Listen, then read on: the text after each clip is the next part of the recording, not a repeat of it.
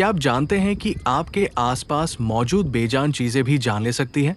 हम अक्सर सोचते हैं कि भूत प्रेत सिर्फ पुरानी हवेलियों या श्मशानों में होते हैं। लेकिन क्या होगा अगर मैं आपसे कहूं कि मौत आपके बेडरूम में रखी एक पुरानी पेंटिंग, आपके हाथ में पहनी एक अंगूठी या एक साधारण सी दिखने वाली कुर्सी में छिपी हो सकती है? दुनिया भर के म्यूजियम्स और तहखानों में कुछ ऐसी चीजें कैद हैं जिन्हें वैज्ञानिकों ने भी छूने से मना कर दिया है। ये वो चीजें हैं जिनके मालिक अब इस दुनिया में नहीं हैं, लेकिन उनकी रूहें आज भी इन वस्तुओं से लिपटी हुई हैं। आज से हम शुरू कर रहे हैं एक ऐसी सीरीज जो आपको रात को सोने नहीं देगी। हम बात करेंगे उन 5 सबसे शापित चीजों की जिन्होंने इतिहास में खून की नदियां बहा दी। तैयार हो जाइए, क्योंकि आज हम मौत के सामान की पहली परत खोलने जा रहे हैं। कहानी शुरू होती है साल 1702 में, इंग्लैंड के नॉर्थ यॉर्कशायर में। थॉमस बसबी नाम का एक अपराधी था जिसे अपने ससुर की हत्या के जुर्म में फांसी की सजा सुनाई गई थी। अपनी आखिरी इच्छा के तौर पर उसने अपने पसंदीदा पब में अपनी पसंदीदा कुर्सी पर बैठकर आखिरी बार शराब पीने की मांग की। जैसे ही वो अपनी कुर्सी से उठा, उसने एक खौफनाक श्राप दिया, जो कोई भी मेरी इस कुर्सी पर बैठने की जुर्रत करेगा, उसकी मौत अचानक और दर्दनाक होगी।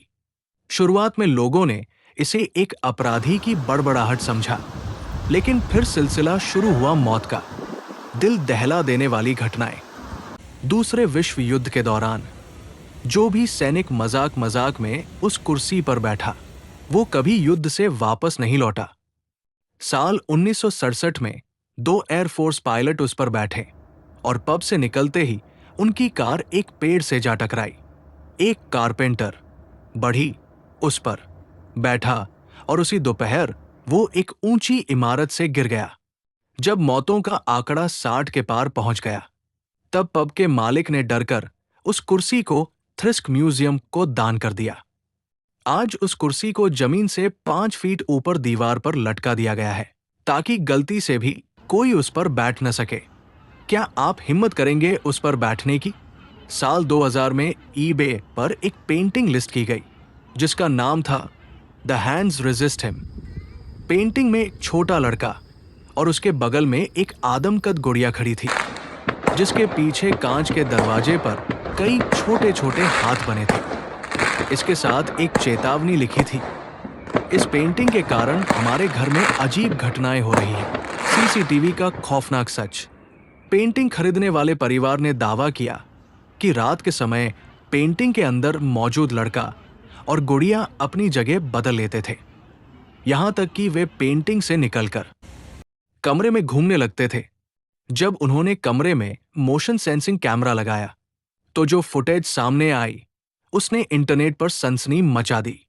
गुड़िया उस लड़के को बंदूक दिखा रही थी और कांच के पीछे के हाथ हिल रहे थे।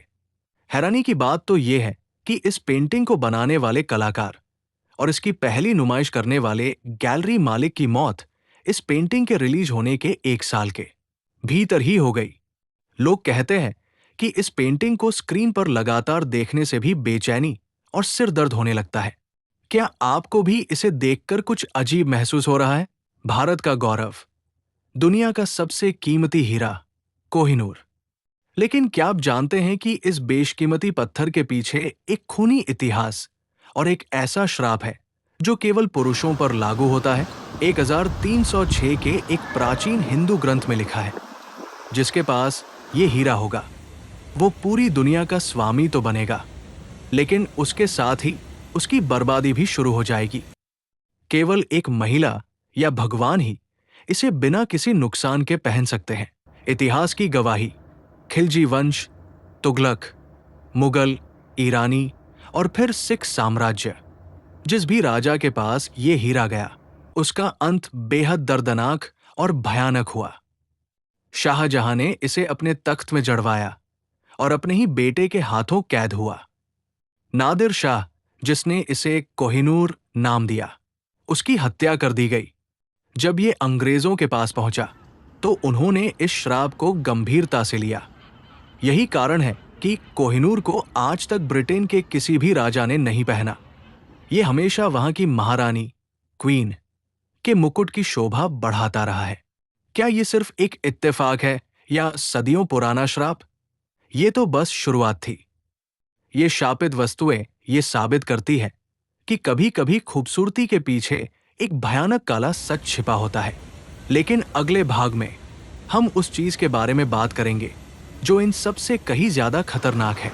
अगर आपके पास भी कोई ऐसी पुरानी चीज है जिसके साथ कुछ अजीब हुआ हो, तो हमें कमेंट में जरूर बताएं। मिलते हैं मौत के सामान के दूसरे भाग में। तब तक के लिए सावधान रहें और अपने आसपास की चीजों पर नजर रखें। लेकिन आज हम उस सीमा को पार करने वाले हैं जहां विज्ञान हार मान लेता है और पैरानॉर्मल दुनिया का काला सच सामने आता है। आज हम बात करेंगे दुनिया की सबसे मशहूर और डरावनी गुड़िया अनाबेले की, जिसका सच फिल्मों से 1000 गुना ज्यादा खौफनाक है। और हम उस डायबग बॉक्स की परतें खोलेंगे जिसे ईबे पर बेचने वाले ने खुद कहा था कि इसे खरीदना अपनी मौत को दावत देना है। अपनी कुर्सी की पेटी बांध लीजिए, क्योंकि मौत के सामान का ये अध्याय आपके होश उड़ाने वाला है। फिल्में देखकर आपको लगा होगा कि अन्नाबेले दिखने में बहुत डरावनी है, लेकिन असलियत इससे बिल्कुल अलग है। असली अनाबेले रैगडी एन ब्रांड की एक बहुत ही मासूम दिखने वाली कपड़े की गुड़िया है, लेकिन इसके भीतर जो छिपा है वो साक्षात काल है। कैसे शुरू हुआ खौफ? 1970 में एक मां ने अपनी बेटी डोना को ये गुड़िया तोहफे में दी थी। डोना और उसकी रूममेट एंजी ने गौर किया कि गुड़िया अपने आप एक कमरे से दूसरे कमरे में पहुंच जाती थी। कभी वो हाथ जोड़कर बैठी मिलती, तो कभी उसके हाथ पैर मुड़े होते। हद तो तब हो गई जब उन्हें घर में छोटे बच्चों की लिखावट में हेल्प अस के नोट मिलने लगे, जबकि घर में कोई बच्चा था ही नहीं। खूनी हमला। डोना का एक दोस्त लो जो इस गुड़िया पर यकीन नहीं करता था, एक रात सो रहा था। उसे महसूस हुआ कि कोई उसका गला घोंट रहा है। जब वो उठा तो उसके सीने पर 7 जलते हुए खरोंच के निशान थे। जब मशहूर पैरानॉर्मल इन्वेस्टिगेटर्स एड और लोरेन वारेन को बुलाया गया, तो उन्होंने बताया कि इस गुड़िया में कोई आत्मा नहीं, बल्कि एक डीमन यानी शैतान है जो किसी इंसान के शरीर पर कब्जा करना चाहता है।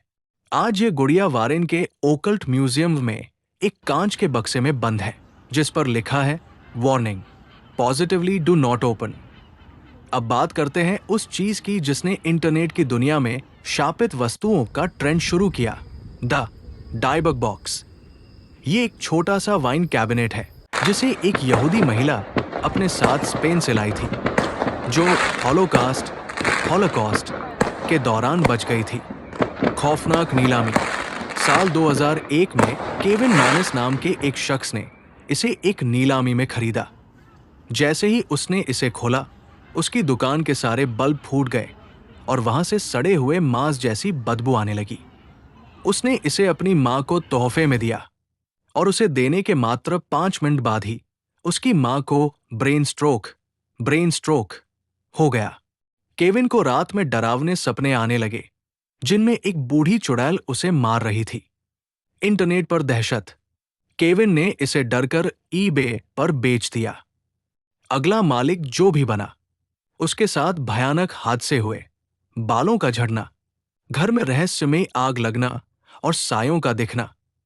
अंत में इसे घोस्ट एडवेंचर्स के होस्ट जैक बैगन्स ने खरीदा। कहा जाता है कि इस बक्से के भीतर एक डायबग यानी एक बुरी भटकती आत्मा कैद है। जो कोई भी इसे छूता है वो उस आत्मा के सीधे संपर्क में आ जाता है। चीन के पहले सम्राट किनशी हुआंग की सुरक्षा के लिए बनाई गई 8000 मिट्टी के सैनिकों की फौज, टेराकोटा आर्मी। 1974 में 7 किसानों ने एक कुआं खोदते समय इसे खोजा था। दुनिया ने इसे एक महान खोज माना, लेकिन उन किसानों के लिए ये एक श्राप बन गया। किसानों की तबाही। खोज के कुछ ही सालों के भीतर उन 7 किसानों का जीवन बर्बाद हो गया। 3 किसानों की कम उम्र में दर्दनाक बीमारी से मौत हो गई। एक ने खुदकुशी कर ली और बाकी गरीबी की हालत में जीने को मजबूर हो गए। वहां के स्थानीय लोग मानते हैं कि सम्राट की शांति भंग करने की सजा उन्हें मिली।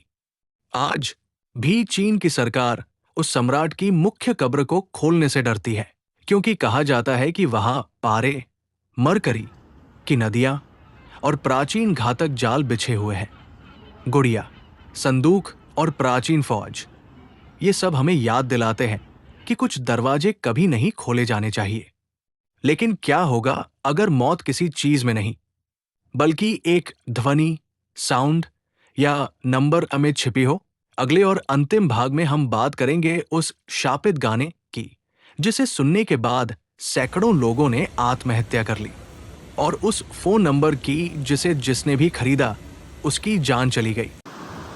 साल 1933 में हंगरी के एक संगीतकार रेजो सेरेस ने एक धुन बनाई थी, ग्लूमी संडे।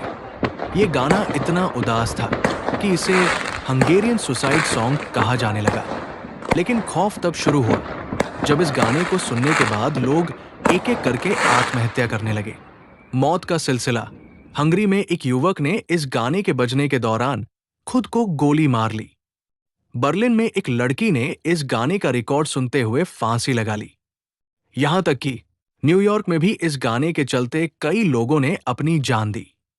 कहा जाता है कि इस धुन में एक ऐसी नेगेटिव फ्रीक्वेंसी है जो इंसान के दिमाग को गहरे डिप्रेशन में धकेल देती है। हालात इतने खराब हो गए कि बीबीसी ने इस गाने के इंस्ट्रूमेंटल वर्जन को छोड़कर बाकी सब पर दशकों तक बैन लगा दिया। सबसे दुखद बात तो यह है कि इस गाने को बनाने वाले रेजो सेरेस ने भी खुद एक ऊंची इमारत से कूदकर अपनी जान दे दी। क्या एक संगीत में इतनी ताकत हो सकती है कि वो मौत का रास्ता दिखा दे? अब बात करते हैं डिजिटल युग के एक ऐसे श्राप की जिसने विज्ञान को भी उलझन में डाल दिया है। बुल्गारिया का एक फोन नंबर 0888888888। सुनने में ये एक वीआईपी नंबर जैसा लगता है, लेकिन इसकी हकीकत बहुत खौफनाक है। 3 मालिक, 3 मौतें। इस नंबर के पहले मालिक थे मोबिलटेल कंपनी के सीईओ। मात्र 48 साल की उम्र में कैंसर से उनकी रहस्यमयी मौत हो गई। इसके बाद ये नंबर एक अंडरवर्ल्ड डॉन के पास गया, जिसकी बीच सड़क पर सरेआम हत्या कर दी गई। तीसरा मालिक एक बड़ा बिजनेसमैन बना, जो एक पुलिस ऑपरेशन के दौरान मारा गया। हैरानी की बात यह है कि ये तीनों मौतें सिर्फ 10 साल के अंदर हुई। इसके बाद बुल्गारिया की सरकार ने इस नंबर को हमेशा के लिए सस्पेंड कर दिया। आज अगर आप इस नंबर पर कॉल करेंगे तो आपको सिर्फ आउट ऑफ रीच सुनाई देगा। लेकिन लोग कहते हैं कि आधी रात को इस नंबर से कभी कभी खुद कॉल आता है। क्या आप उठाएंगे वो फोन? सीरीज को खत्म करने से पहले हम वापस आते हैं एक कीमती पत्थर पर जिसने कोहिनूर से भी ज्यादा तबाही मचाई, द होप डायमंड। कहा जाता है कि ये हीरा भारत के एक मंदिर में देवी सीता की मूर्ति की आंख से निकाला गया था। तब से इस पर एक श्राप है कि जो भी इसे चुराएगा या पहनेगा उसका पूरा खानदान मिट जाएगा। फ्रांस के राजा लुईस 14 से लेकर मैरी एंटोनेट तक जो भी इसके संपर्क में आया उसकी गर्दन काट दी गई या उसकी मौत तड़प कर हुई। आज इसे अमेरिका के एक म्यूजियम में रखा गया है, लेकिन इसे कोई नहीं पहनता। क्या आप मानते हैं कि कुदरत अपनी चीजों के साथ छेड़छाड़ करने वालों को कभी माफ नहीं करती? कुर्सी, पेंटिंग, गुड़िया, संदूक, गाना और फोन नंबर, ये सब सिर्फ कहानियां नहीं बल्कि एक चेतावनी है। चेतावनी कि हमारे चारों तरफ की दुनिया में ऐसी बहुत सी शक्तियां हैं जिन्हें हम समझ नहीं सकते। मौत का सामान कोई भी हो सकता है। शायद आपके हाथ में पकड़ा ये फोन या आपके पीछे दीवार पर टंगी वो पुरानी तस्वीर। इन 3 भागों में हमने डर के कई चेहरों को देखा, लेकिन याद रखिए, सबसे बड़ा डर वो है जो हमारे अपने भीतर छिपा है। अगर आपको ये सीरीज पसंद आई तो इस वीडियो को अपने उन दोस्तों को भेजें जो डर से नहीं डरते, और कमेंट में जरूर बताएं कि इन 5 से 6 चीजों में से आपको सबसे ज्यादा डर किससे लगा। मैं हूं आपकी होस्ट और दोस्त और ऐसी ही अनसुनी कहानियों के लिए हमारे साथ बने रहें। अगली बार हम फिर लौटेंगे एक नए रहस्य के साथ। तब तक के लिए